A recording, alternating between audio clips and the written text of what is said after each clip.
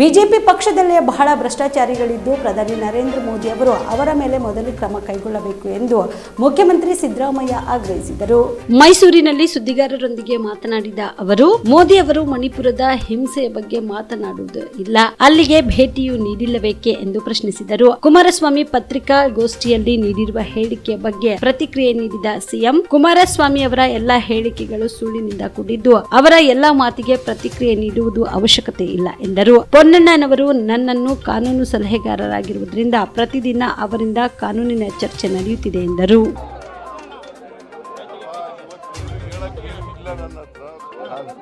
ಏನು ಹೇಳಾಗಿಲ್ಲ ನಿಮಗೆ, ಏನೋ ಇದ್ರೆ ಇಂಪಾರ್ಟೆಂಟ್. ಪೊನ್ನಣ್ಣ ಇದಕ್ಕೆ ಹೋಯ್ತಾ ಇದ್ದ, ಅವ್ರ ಕಾನ್ಸ್ಟಿಟ್ಯೂನ್ಸಿಗೆ ಹೋಯ್ತಾ ಇದ್ದ, ಭೇಟಿ ಆದ ಅಷ್ಟೇ.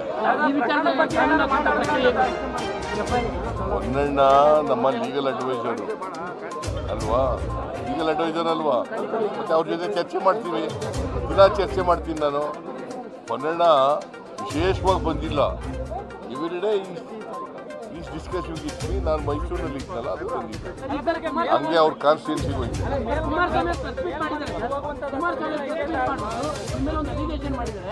ರಾಜ್ಯಪಾಲರು ರಾಷ್ಟ್ರಪತಿಗಳ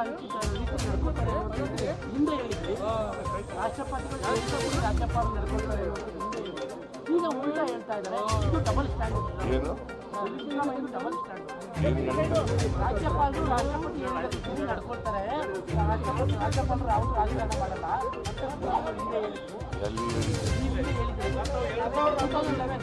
ಶ್ರೀ ಕುಮಾರಸ್ವಾಮಿ ಬರೀ ಸುಳ್ಳು ಹೇಳೋರು, ಅವ್ರಿಗೆಲ್ಲ ಉತ್ತರ ಕೊಡೋದು, ಎಲ್ಲಕ್ಕೂ ಉತ್ತರ ಹೋಗೋದು.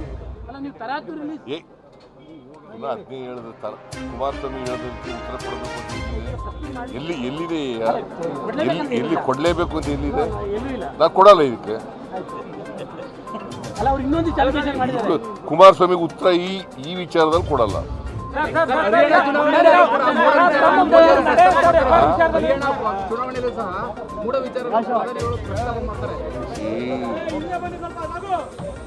ಅವರ ಪಾರ್ಟಿನಲ್ಲಿ ಬಹಳಷ್ಟು ಜನ ಭ್ರಷ್ಟಾಚಾರಿಗಳಿದ್ದಾರೆ, ಅದ್ರ ಬಗ್ಗೆ ಮೊದಲು ಶುರು ಮಾಡಲಿಲ್ಲ.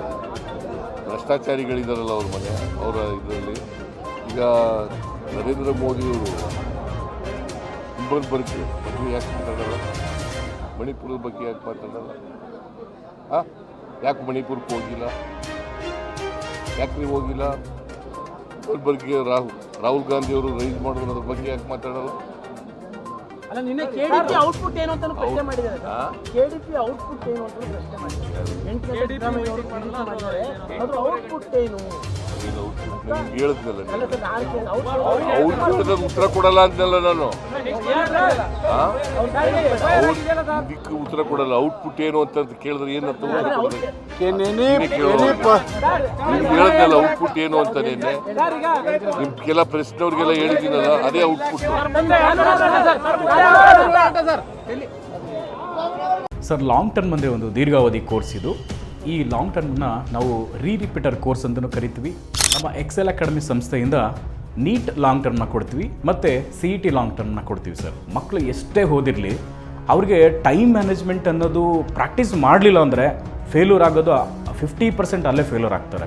ನೀಟಲ್ಲಿ ರ್ಯಾಂಕ್ ಬರೋದು ಮತ್ತು CETಲಿ ರ್ಯಾಂಕ್ ಬರೋದು 100% ಗ್ಯಾರಂಟಿ ಆಗ್ತದೆ. ಅದಕ್ಕೆ ನಮ್ಮ ಒಂದು ಎಕ್ಸೆಲ್ ಸಂಸ್ಥೆಯಿಂದ ಈ ಒಂದು ಕಾನ್ಸೆಪ್ಟ್ನ ಹೇಳ್ಕೊಟ್ಟು ಮಕ್ಕಳಿಗೆ ಹೈಯೆಸ್ಟ್ ಸ್ಕೋರ್ ತೆಗ್ತಾ ಬರ್ತಾ ಇದ್ದೀವಿ. ಸರ್, ನಮ್ಮ ಎಕ್ಸೆಲ್ ಅಕಾಡೆಮಿ ಸಂಸ್ಥೆಯಲ್ಲಿ ಮಾತ್ರನೇ ಒಂದು ಡೈಲಿ ಟೆಸ್ಟ್ ಕಂಡಕ್ಟ್ ಮಾಡೋದು. ಪ್ರತಿ ಸರಿ ಪೇರೆಂಟ್ಸ್ ಹತ್ರ ಮಾತಾಡ್ಬೇಕಾದ್ರೆ ಸೀಟ್ ತಗೊಂಡ್ ಬರ್ತೀವಿ ಕನ್ಫರ್ಮ್ ಆಗಿ ಅನ್ನೋದೇ ಲಾಸ್ಟ್ ಅಥವಾ ಫಸ್ಟ್ ಡೈಲಾಗ್ ಆಗಿರುತ್ತೆ. ಅಷ್ಟೊಂದು ಇನ್ಕ್ರೀಸ್ ಆಗಿದೆ 2 ವೀಕ್ಸ್ ಅಲ್ಲಿ.